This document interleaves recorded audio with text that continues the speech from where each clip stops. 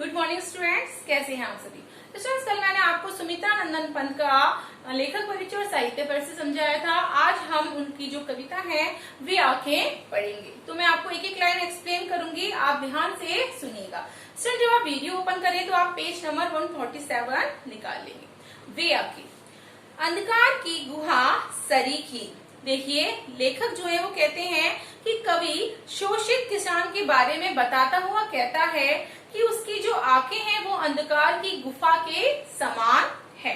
जिस प्रकार गुफा का जो अंधकार है वो कभी भी समाप्त होने का नाम नहीं लेता है, उसी प्रकार उस शोषित किसान की आंखों में जो व्याप्त दुख है वो भी कभी समाप्त नहीं हो पाता है। उन आंखों से डरता है मन। देखिए, कवि कहते हैं कि उस शोषित किसान की ऐसी दशा को देखकर कवि का जो मन है वो दुखी होता है, अर्थात आहत होता है, बहुत ज्यादा दुखी हो जाता है। अर्थात जो कवि हैं वो दुख का अनुभव करने लग जाते हैं। भरा दूर तक उनमें दारुण दैन्य दुख का नीरव रोदन। कवि कहते हैं कि शोषित किसान वे उसकी जो आंखें हैं उन आंखों में दीनता भरी हुई है, अर्थात दुख भरा हुआ है। और अत्यधिक दुख को देखकर उसकी जो चुप्पी है, अर्थात उसका जो रुदन है, जो रोना है, वो पूरी तरह से उसकी आंखों में दिखाई देता है, जिसका कोई भी अंत नहीं है।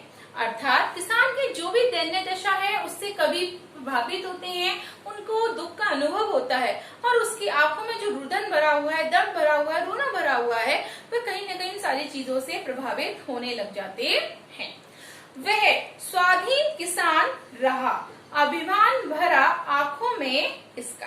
देखिए, कवि कहते हैं कि आज तो वह किसान स्वतंत्र और उसी तरह स्वाधीन का गर्व उसकी आंखों से भरा हुआ है। अर्थात किसान की आंखों में कहीं ना कहीं स्वाधीनता है और वो स्वाधीनता उसको गर्व का एहसास कराने की कोशिश कर रही है, परंतु उसकी इस दशा में कोई भी सुधार नहीं आ पाया है। छोड़ उसे मझधार आज संसार कगार सादिश वह खिसका।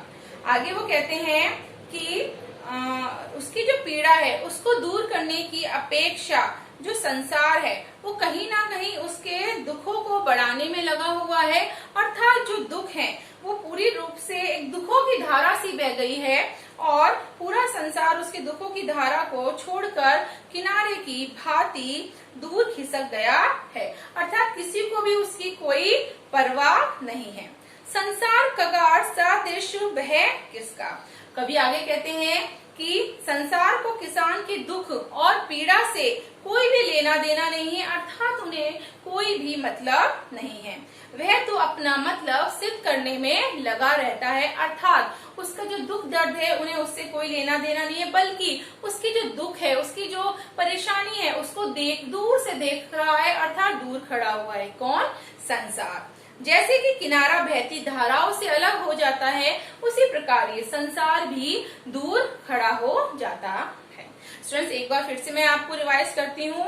अंधकार की गुहा सरीखी। देखिए, जो कवि कह रहा है वो कवि शोषित किसान के बारे में हमें बताता हुआ कहता है कि जिस प्रकार से अंधकार की गुफा, उसकी जो आंखें हैं अंधकार की गुफा के समान है, जिस प्रकार अंधकार गुफा का जो अंधकार है कभी भी समाप्त होने का नाम नहीं लेता है, उसी प्रकार किसान की जो आंखों का दर्द है, दुख दर्द है, वो भी कभी समाप्त होने का नाम नहीं लेता है। उसकी आंखों की जो व्याप्त पीड़ा है, दर्द है, उससे कहीं ना कहीं उन पीड़े के दर्द का जो अनुभव है उससे वो जो कवि है वो আহিत हो गए हैं, अर्थात परेशान हो गए हैं, दुखी हो गए हैं। आगे वो कह रहे हैं कि शोषित किसान की ऐसी दशा को देखकर उनका दिल भर आता है, अर्थात वो उससे बहुत ज्यादा दुखी हो गए हैं और उसकी ऐसी आंखों की दीनहीन दशा को देखकर वे बहुत भावुक हो गए हैं और उनकी आंखों में जो रुदन है, मौन है, चुप्पी है, कहीं ना कहीं उससे वह उसका जो जीवन है उसका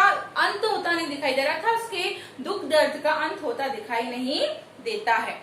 वह स्वाधीन किसान, मैं एक्सप्लेन दोबारा से कर रही हूँ स्टूडेंट, कि वो जो किसान है आज तो वह किसान स्वतंत्र और स्वाधीनता का गर्व महसूस कर रहा है, लेकिन उसकी आंखों में भरा हुआ है। कौन? स्वाधीनता का जो गर्व है उसकी आंखों में भरा हुआ है, परंतु उसकी जो दशा है, जो कंडीशन है, वो कहीं ना कहीं उसमें कोई भी सुधार नहीं आ पाया है और संपूर्ण संसार के जो लोग हैं उसको इस दुख में अकेले छोड़ के किनारे पे खड़े हुए हैं। अर्थात जिस प्रकार नदी से तट अलग हो जाता है, अर्थात किनारा अलग हो जाता है, अपनी धाराएं नदी की बहती रहती हैं, उसी प्रकार ये जो संसार है उसको किसान के दुखों से कोई लेना देना नहीं आता, उन्हें कोई मतलब नहीं है। वो दूर खड़े होकर उस किसान के दुख दर्द को देख रहे हैं। जिस प्रकार धाराएं हैं, नदी की जो धाराएं बहती हैं किनारों से, तटों से अलग हो जाती हैं, उसी प्रकार कहीं ना कहीं जो संसार के लोग हैं वो भी उससे अलग हो गए हैं। नेक्स्ट देखिए, लहराते वे खेत द्रवों में, हुआ बेदखल वह अब जिनसे। देखिए, कवि किसान की दीनहीन दशा का वर्णन करता हुआ कहता है कि जिन खेतों को वे बड़े यत्न से अपना खून पसीना देकर सींचता था, आज वह उनसे अलग हो गया है। अर्थात कहीं ना कहीं उससे जमीन से, उस किसान की खेतों से उसे बेदखल कर दिया गया, उससे उसके जो खेत हैं वो छीन लिए गए हैं। हंसती थी उसके जीवन की हरियाली जिसके तृण तिन से। अब तो उसके जो लहलहाते खेत हैं, उसका जो खेतों का सपना है वो सपना मात्र ही उसके नेत्रों में रह गया है और लहलहाते जो खेत हैं कहीं ना कहीं वो उससे छीन लिए गए हैं। अर्थात किसान के स्वयं के जो जीवन की हरियाली उसमें झलकती थी। किसान को खुशी कब मिलती है? जब उसके जो खेत होते हैं वो लहलहाते हैं, हरियाली जो झूमती हुई इसको जब दिखाई देती है तो उसकी आंखों में एक चमक सी आ जाती है।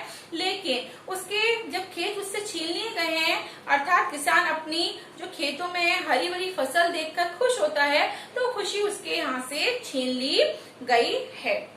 आंखों में ही घूमा करता वह उसकी आंखों का तारा। कवि कहता है कि उसकी आंखों में फसल को देखकर बड़ी खुशी की उमंग जो दौड़ती है, वो बड़ा खुश होता है और उस खुशी का अनुभव करता है। लेकिन आज तो वह स्वप्न मात्र बनकर रह गई है। अर्थात वो खुशी, उसकी जो आंखों का जो तारा हुआ करते थे उसके क्षेत्र, वो सिर्फ खुशी मात्र बनकर रह गए हैं। अर्थात वो सपने में भी नहीं सोच सकता कि अब क्या होगा। उसकी जो आंखों का तारा हुआ करते थे, कौन? उसके खेत। आगे वो कह रहे हैं कि आज उसकी छवि यानी कि किसान की आंखों में घूमती है। किसकी? खेतों की जो छवि है, जो वो सारी आंखों में परछाई कहीं ना कहीं हमारे घूमती रहती है। कारकुनों की लाठी से जो गया जवानी में ही मारा। आगे वो कह रहे हैं जो निर्दयी जमींदार थे, जमींदार के जो लोग थे जिन्होंने बड़ी बेदर्दी से लाठी से मार मार के उनके बेटे को मार डाला और पीट पीट कर मार डाला, और उसकी जो छवि है अर्थात अपने बेटे की जो छवि है वो किसान की आंखों में कहीं ना कहीं दौड़ती रहती है, अर्थात घूमती रहती है। फिर से एक बार देख लीजिए स्टूडेंट, लहराते वे खेत ध्रुवों में हुआ बेदखल वे अब जिनसे। देखिए, कवि किसान की दीनहीन दशा का वर्णन करता हुआ हमें बता रहा है कि जिन खेतों को वो बड़े यत्न से अपने खून पसीने के साथ सींचता था, पालता था, पोसता था, बड़ा करता था, और उसमें जो फसलें हैं उन फसलों से, उस खेतों से उन्हें कहीं ना कहीं क्या कर दिया गया है? बेदखल कर दिया गया है। उसके जो लहलहाते खेत थे जिन्हें देखकर उसकी आंखों में चमक आ जाती थी, वे बड़े खुश हुआ करते थे, उन खेतों से बेचारा आज वंचित हो गया है। लेकिन उसके नेत्रों में, उसकी आंखों में कहीं ना कहीं वो वापस लहराते रहते हैं, अर्थात खेतों का सपना उसकी आंखों में कहीं ना कहीं व्याप्त रहता है। अर्थात खेतों को देखकर उसके जीवन में जो हंसी आया करती थी, जिसे देखकर वो बड़ा खुश होता था, अर्थात बहुत अच्छा लगता था, जो हरियाली उसके जीवन में आती थी वो किसके माध्यम से? खेतों के माध्यम से आया करती थी। अर्थात किसान अपने खेतों में जो हरी भरी फसलों को देखकर लहराती जो फसलें थी, खुशी के मारे वो फूला ना समाता था, बड़ा खुश होता था, क्योंकि किसानों के लिए शायद सबसे ज्यादा इम्पोर्टेंट उनकी जमीनें होती हैं और उस पर जो जमीनों पर जो हरियाली यानी कि जो खेती करते हैं वो उनके लिए बहुत ज्यादा इम्पोर्टेंट होती है, और उसी से कहीं ना कहीं वह खुशी का अनुभव भी करता है। आंखों में ही घुमा करता है। वो कहते हैं कि वो जो हरियाली होती है वो कहीं ना कहीं उसकी आंखों में ही घूमती रहती है, बड़े खुश होते हैं वो, और कहीं ना कहीं वो उसकी आंखों का तारा होता है। लेकिन आज मात्र वे जो स्वप्न है, जो आंखों का तारा है, वो सिर्फ एक स्वप्न मात्र बनकर रह गया है। जो सपना वो देखा करता था वो सिर्फ सपने का ही रूप रह गया, हकीकत नहीं हुई है। किसान का वह बेटा जो उसकी आंखों का तारा हुआ करता था, आज उसकी छवि भी उनकी आंखों में कहीं ना कहीं घूम रही है। क्योंकि जो जमींदार के लोग थे, जाहिर सी बात है, इंसान की, किसान की, चाहे वो जमीन हो, चाहे जायदाद हो, चाहे बेटा हो, वो कहीं ना कहीं उसकी आंखों के तारे के रूप में होती है।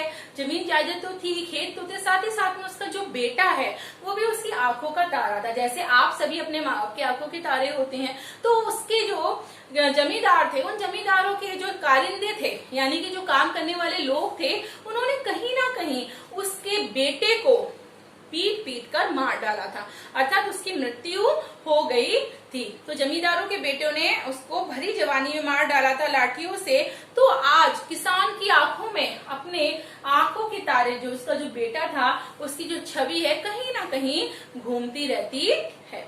तो स्टूडेंट, आज मैंने आपको 2 पैराग्राफ समझाए हैं, कल हम कंटिन्यू करेंगे। Thank you.